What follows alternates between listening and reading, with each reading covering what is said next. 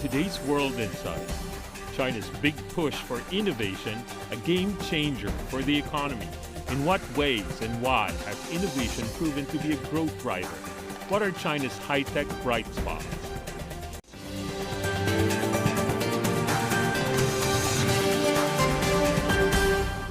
Hello and welcome to World Insight with me, Tian Wei. China has forged ahead with a high-tech manufacturing development path, and its gross domestic expenditure on research and development surpassed 3 trillion yuan last year. China has surged ahead in space exploration, 5G, and artificial intelligence in its innovation drive to become a global science and technology leader. Recently, as the AI-powered foreign chatbot ChatGPT gains traction, tech companies in China also have announced the plans to make similar AI tools. Now, preparations are underway for China's largest annual political gathering, the Two Sessions. Where will China high-quality growth head next? Let's loop in our panelists.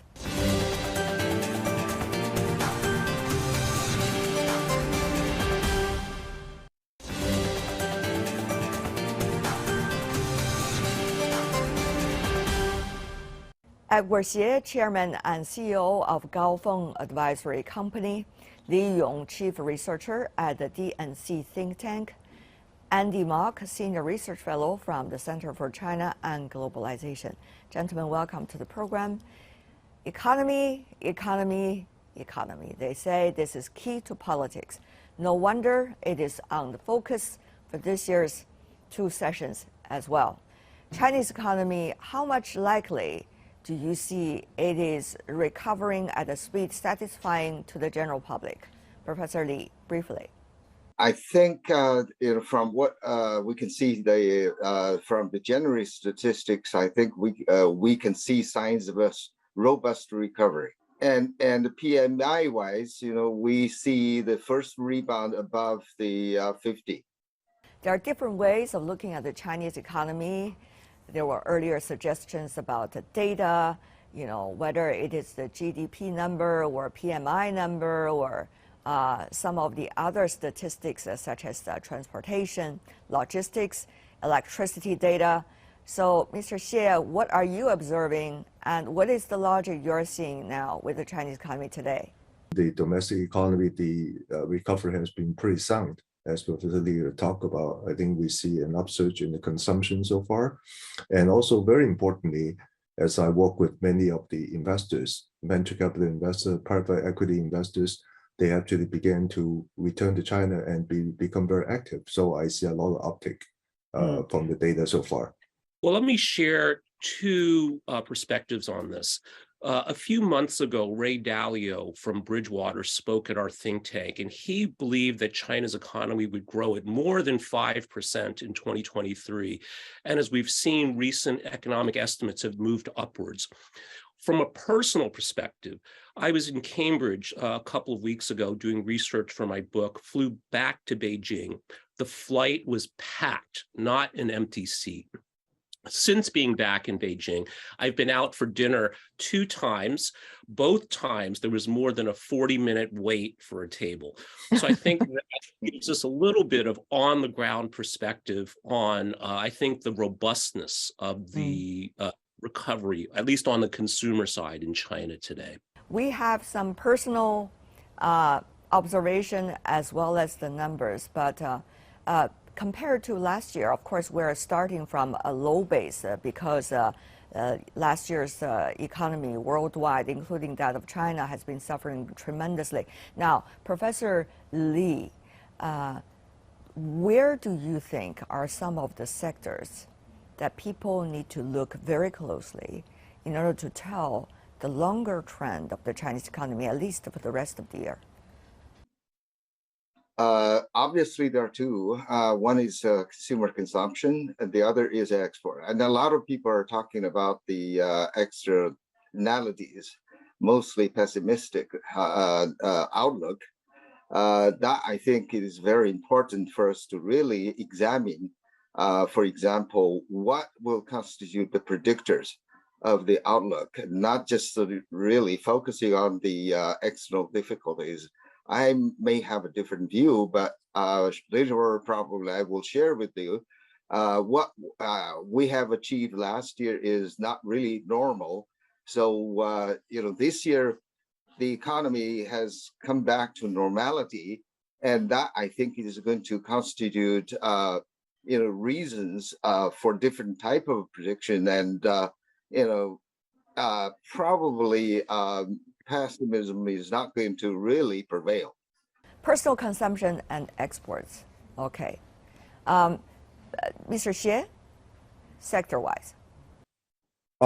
Sector-wise, I think the consumption relates to how people spend the money. So if we look at the sectors such as food, retail, those kind of things is a good indicator on what the economy will be doing. But also, I think in manufacturing, as Professor Lee said, if you look at the trade numbers fluctuate quite a bit.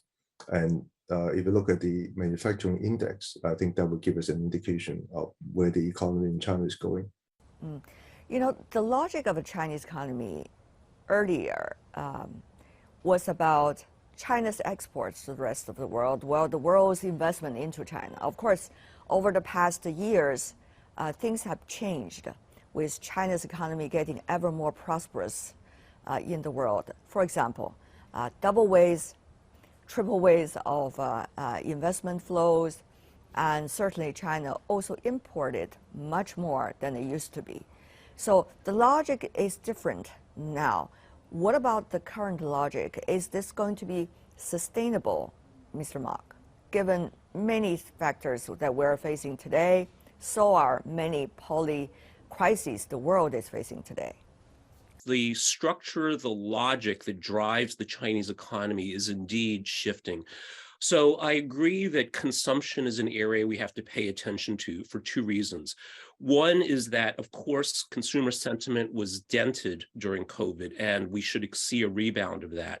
But from a structural reason, as we know, as economies advance and become more sophisticated, consumption, especially of services, matters much more. So this is something that is becoming increasingly important and attracts further foreign investment as well as domestic investment. I think the other structural piece, that is the changing logic of China's economic growth, is investment in R&D.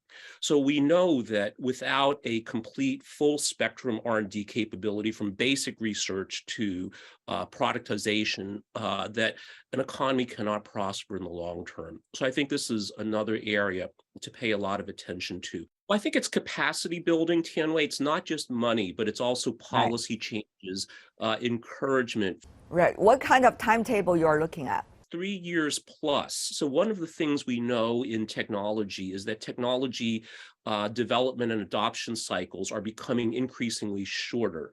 Yeah. So we look at telephone, plain old telephone service took decades for universal adoption. We look at ChatGPT. It was the fastest product to get to 100 million users. So I'll go back to Ray Dalio here again, and that is that China is the main, perhaps only bright spot in the global economy today. So this is something I think that perhaps represents a change in logic as well. Let's talk about the immediate impact, because the rest of the year is very important. It's going to be a sign for both the Chinese general public and also the rest of the world to see where China's economy is going. So let's talk about it. Real estate. So real estate. It has been a sector that has been intensely discussed. There were cash problems. Now there were policy cultivations. Mr. Xie, tell me more about your thoughts of the latest policies starting from the end of last year until this year. Now, how much impact has it made? The whole property sector has been in a bit of a turmoil since last year. And the magnitude of the problem is actually quite widespread.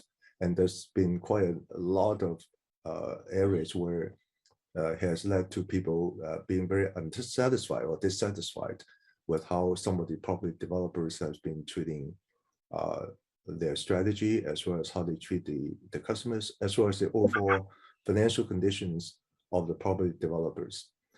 It would take a lot of effort from the government and also in particular from the banks to really help and to revive this sector. But we are now seeing the measures being led by the government, as local government in particular, but also with the banks to try to help with the property sector, property developers to reduce the debt and to help them to work out from a very difficult situation.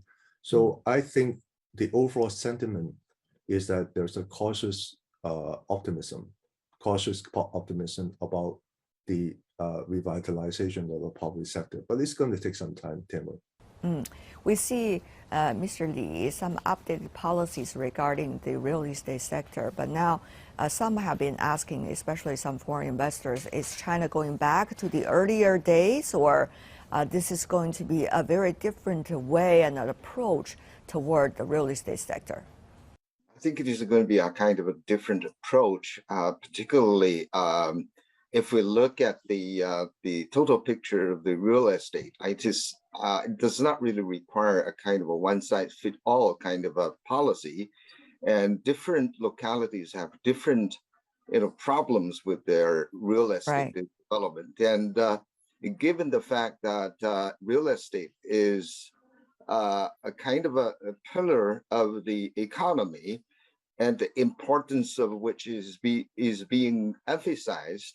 And policy-wise, I think there will be proactive policies in general, but locally, I think there will be differentiated kind of a policy adoptions to deal with our specific situations. Right. And particular smaller cities, probably they need more nuanced policies to help those local developers, and the big developers probably will receive policy attention more than the smaller ones. Cash cow of the local government fiscal income used to be sales of land. Of course, that has been changing over the years. Now, what is likely to be the new relationship between the land, the local fiscal income, and also real estate sector? Mr. Xie, very briefly. For a long time, certainly the real estate income has been very important for local governments. But given the current situation, I think going forward, that proportion is going to come down.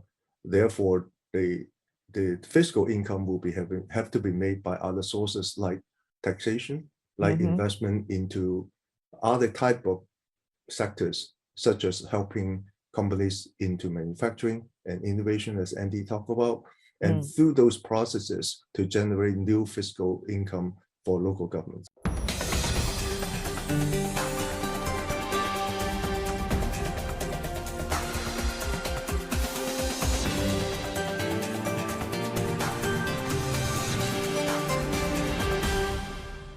Another thing many people, Mr. Malka, have been observing is the direction of China's RMB and also the related policies to it, given the ever more complex international environment.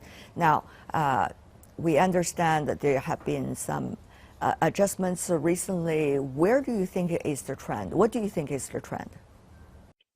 Well, I think certainly many countries around the world have been alarmed by the weaponization of the global financial system. And this is causing a substantial rethink on the need for resilience and robustness in the global financial system. And I think the greater use of the RMB, say by Saudi Arabia for oil sales, the digital yuan, all demonstrate this, that just like any mission critical system, when there's one point of failure, here the US dollar, that can be disastrous. So I think what we can expect then is a further acceptance of the yuan, as well as central bank digital currencies like the digital yuan.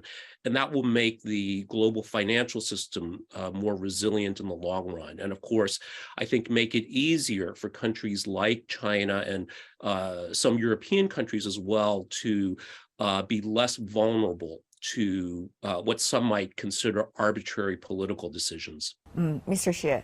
Frankly, I think this US dollar hegemony for for decades. It is actually an unusual situation if you look at the overall financial condition for the world. It's very unusual, actually. And I say that, with the dollarization and also the rise of other currencies, including RMB, is to actually return to what the financial system in the world should work. So in my view, this should not be an alarm to anyone. It's just the way that it should be. Professor Li. I think the question now is about whether RMB is going to depreciate or appreciate. So that, I think, is the question very critical for the total economic stability as well as the stability of the import and the export, because it has implications on the performance of the trading companies. So in general, there are advocates of depreciation, and there are advocates of appreciation. But I think probably the exchange rate is going to stay within a reasonable range of fluctuation. That, I think, is going to be the foundation of a stable economic growth and trade development. Another thing, of course, is geopolitical vis-a-vis geoeconomic. We have seen the logic coming from Washington, for example, particularly with the recent geopolitics in the world, including conflicts and others. It's very much a geopolitical logic leading the way while everything else falling into their places. China, on the other hand, together with many developing countries, prefer to have a logic of geoeconomic development and other things serving the purpose of geoeconomic cooperation and the betterment of people's lives. So, Professor Li, from your perspective, how do you see the competition and the nuance of the relations between these two different logics, and how do you see for the rest of this year it's going to have an impact on China's interactions with the rest of the world regarding its economy? Yes, this is really a big question, and I think we need to be realistic about the situation. And of course, there are a lot of talks about decoupling.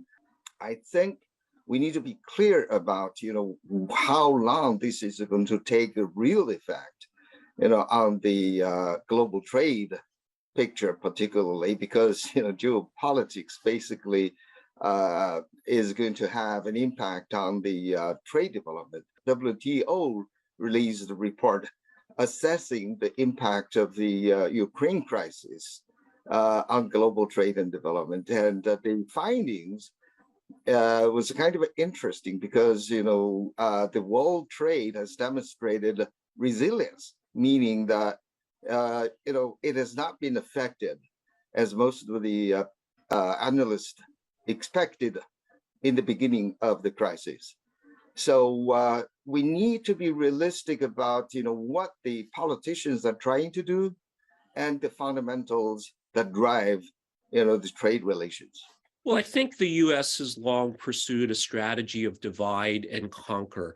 Look at what's going on in Europe in terms of its efforts to make sure that Germany and Russia are adversaries, whereas I think the Chinese worldview is based on Confucian precepts of benevolence and humanity, which then leads to making the world a better place, living together harmoniously. And we can see that through initiatives like the Belt and Road Initiative, which emphasizes building infrastructure to make people's lives better. So I think that there is a material contest which China is winning. It can produce more than many countries around the world, including the United States.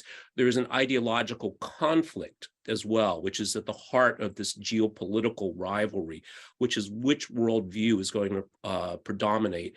And I would say that the Chinese side is actually gaining a lot of traction in places like Africa, Southeast Asia, other parts of the world, even Latin America recognizes that this approach of working together living together harmoniously with perhaps different values, that we don't need shared values, but we can create a shared future, is a more viable way forward. I work with a lot of clients coming from all over the world, global clients, and by definition, many of them have major operations in China, and China is very important for them. I say over the last several years, when I talk to the CEOs of this kind of companies, they have been very agitated by the overall geopolitical situation, because almost all of them felt that geopolitics are twisting the basic logic of businesses, including their own. And but at the same time, its reality is part of who they are, in particular if they're headquartered in the West. And so for a lot of CEOs, it's been pretty tough. But in general, my feeling is that global company CEOs believe that ultimately business logic would prevail. Geopolitics is here and is a reality, but it won't prevail in the long term. So people are waiting, or not waiting, some of them are taking proactive actions in doubling down into China, because they believe that actually China, as you said earlier, Tenwei, is the island of stability for global businesses. Earlier, we have seen the CHIP Act, for example, in the U.S. Falling into the geopolitical rivalry logic as being advocated by some in Washington already. And certainly we also see China has certain challenges in working with quote-unquote the West under the U.S. pressure on the new technology cooperation. However, we also see the fabrics of investment and the logics of investment remain to a certain extent. What is your judgment of, on the one hand, China's willingness to work with the rest of the world, the West, quote unquote, included? On the other hand, China work on its own to be self-sufficient. How should we reconcile these two apparently very different things? Well, I don't think they're mutually exclusive at all, Tianwei. So China is a large country population-wise, economy-wise, has vast pools of talent, including scientific, technological, engineering, and mathematical talent. So to not utilize that effectively, I think really doesn't make sense. And I think this is what drives a lot of this developing indigenous capability. And that does not mean that China cannot or will not and does not want to work with other countries around the world. I would also say, in terms of this technology conflict, that the US has an eroding advantage. So it's not really fair to compare China to the US. The US not only has a decades-long lead over China, but it had a one-off advantage in that it could attract German Jewish scientists like Albert Einstein, John von Neumann, as well as Nazi scientists because of World War II, that gave it an enormous lead. So China's going to need time to catch up. But I think its approach, again, of systemically, methodically funding basic research through applied research, and not just the funding, but the policy changes, the structural changes as well, is delivering long-term benefits that, again, we may see before too long. All right. Mr. Xie, you have been working with many of your clients now. Many of them are also tech companies. On the one hand, the collaboration between Chinese market and partners with them is very crucial for their lifeline. But on the other hand, there could be potential competition if China goes what China calls self-reliant, as they see it.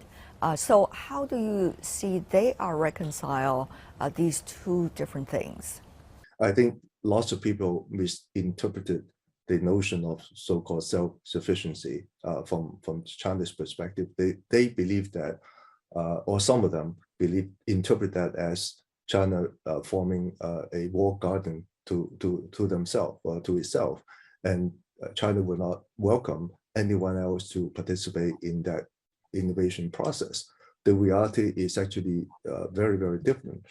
I think the notion of self-sufficiency from the China's perspective really came about because of some of the sanctions that was given to them, in particular on certain technology areas like semiconductor chips. And so China really had no chance but to become, quote unquote, self-sufficient. At the same time, China continued to underscore the importance of opening up to the rest of the world, in particular to working with foreign investors and foreign companies. So in fact, for a lot of sectors, the China stance is that foreign companies should and can come to China, and China is becoming more and more the epicenter of innovations. And foreign companies, as well as Chinese companies, should work in the China context to try to fine-tune and improve their innovation capabilities, because this is where the cutting edge or some of the cutting edge innovations is happening. So from that standpoint, China continues to open up, actually is opened up even further, and foreign companies actually have a much larger chance of being successful and being able to be immersive in the Chinese innovation ecosystems. Now, looking at the two sessions, what is your expectation as an economist, Mr. Mark? Well, I would say that certainly these two events will be vitally important, not only for the substantive changes, but also we have to recognize the importance of consumer sentiment in China, as we talked about earlier, that's going to be increasingly important from a structural perspective, as well as business and investor sentiment in China and globally. And I think that that will be very positive as a result of the upcoming two sessions. Probably there are two things. One is what are the policies going to be to stabilize the growth, the economic growth? The second thing is what are the policies that are going to underscore high quality development? From that standpoint, the announcement of how the so-called Chinese modernization is going to be exercised, is going to be implemented, is going to be very important. President Xi Jinping had talked about Chinese-style modernization in the 20th Party Congress back in October of last year. But in the two sessions, I believe that there will be more details coming out in defining what that is going to be and how that's going to be implemented. Edward Xie, Andy Mark, Li Yong, thank you so much. And that's all the time we have for today. If you'd like to know more, search World Insight. Check out our YouTube channel. Follow us on Twitter and Facebook. I'm Tian Wei on behalf of the team. Thanks for being with us. Bye.